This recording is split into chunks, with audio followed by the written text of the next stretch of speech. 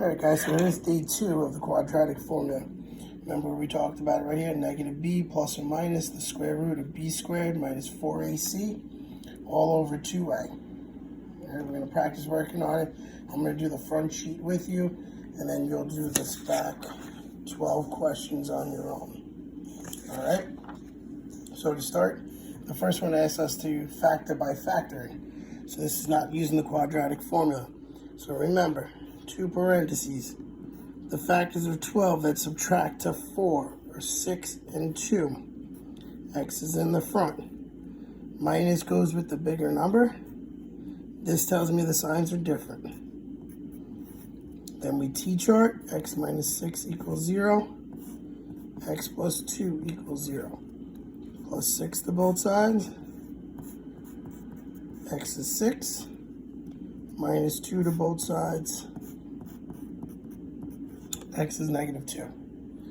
All right, now using the quadratic formula, a in this problem is 1, b is negative 4, c is negative 12. So x equals negative b, so positive 4, plus or minus the square root. Remember, always make b positive in here. 4 squared minus 4 times a times c all over 2 times a. Take out my calculator. Back on regular. So I do 4 squared minus 4 times 1 times negative 12. I get 64. So I have 4 plus or minus the square root of 64. 2 times 2 is 2. So I'm going to do 4 plus the square root of 64. Hit enter. Divided by 2. And I get 6. And then on the other side, I do 4 minus the square root of 64. Enter. Divided by 2. And I get negative 2. So as you can see, both ways work. All right, and like we said yesterday, factoring is the easiest, but it can't be done on all of them. The quadratic formula will work on every single one. But remember, the quadratic formula has to equal 0. So you have to get the quadratic equal to 0. Equal to 0. All right, and remember, when we talked, we said don't worry about simplest radical form. Always round to the hundreds. Most of the time when they do simplest radical form is a multiple choice question, which we're going to do down here. So, number 2. It's already equal to 0. That's beautiful.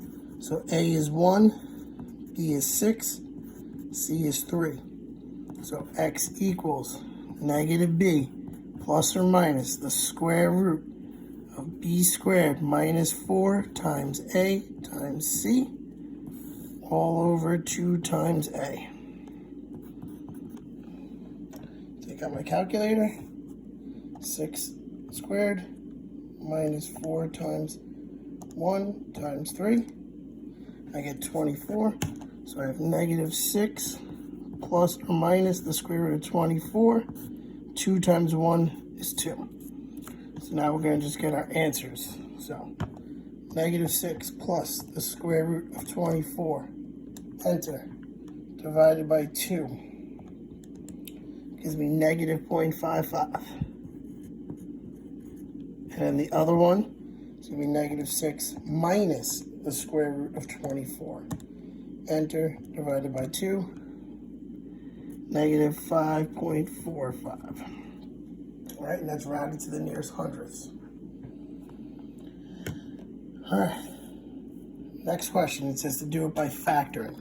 So 2 times 20 is a tricky trinomial. So 2 times 20 is 40. The factors of 40 that add to 13 would be 8 and 5. Remember, if you don't know how to do that, y equals 40 divided by x, second graph, and then you're going to look, 1 plus 40 is not that, 2 plus 20 is not 13, 4 plus 10 is not 13, 5 plus 8 is 13, so that's how I get 5 and 8. This sign goes with the bigger number. This tells me they're the same. I can't reduce that one, so I leave it, put it in parentheses. This one I can reduce by 2. So I have x minus 4. T-chart it. 2x minus 5 equals 0. X minus 4 equals 0. This one's easier, so we'll just do it quick. Add 4 to both sides. X is 4.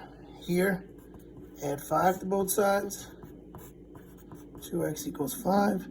Divide by 2. X is 2.5. All right. Now, quadratic formula. It's equal to 0, so that's nice. A is 2, B is negative 13, C is 20.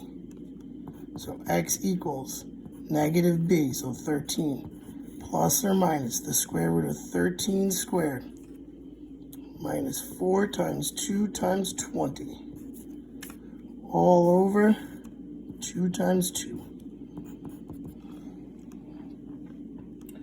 Take out my calculator, do what's inside.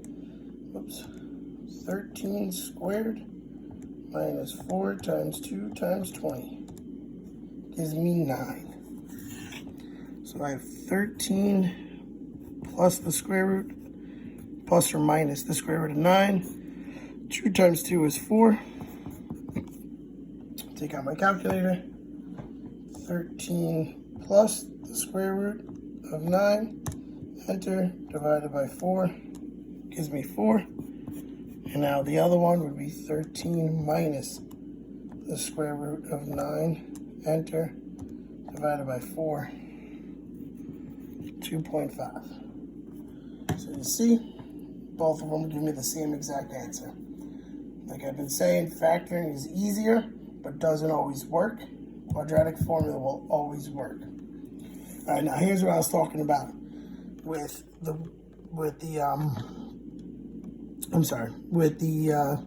multiple choice. So let's go right into the quadratic formula.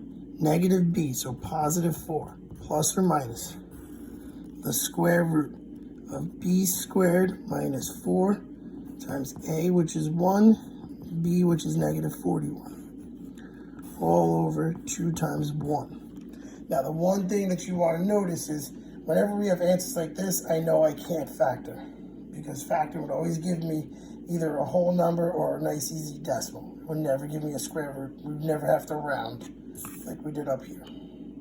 All right? So, let's type it in our calculator to see what I get to. So, inside is 4 squared minus 4 times 1 times negative 41. And I got 180. So I have 4 plus or minus the square root of 180 over 2. Now look at our front number. Our front number is positive.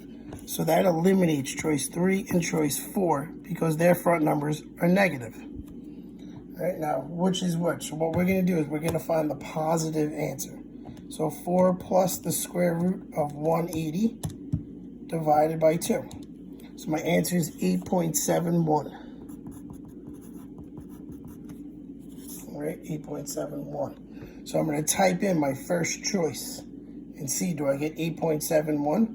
So I do 4 plus, because we did plus here, 3 square root 10. Gives me 13.48. So that's not the right answer because we're looking for 8.71. So now let's do the second one. 2 plus 3 square root 5 gives me 8.71. See how it's the exact same one as that? So there's my answer right there. All right, 8.71. So that's how I would do a multiple choice question. I don't have to worry about reducing it or getting it into simplest radical form.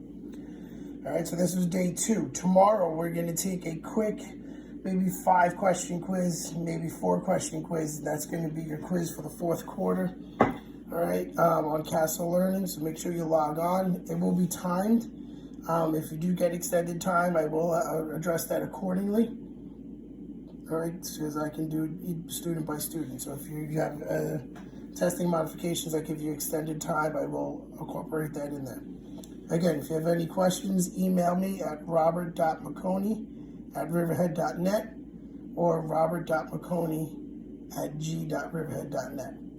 All right, I'll talk to you guys soon. And remember, quiz tomorrow. So you're just going to log on, go right to Castle Learning, take your quiz, and submit it, and we're going to go from there. All right, have a good day, and I'll talk to you soon. Bye-bye.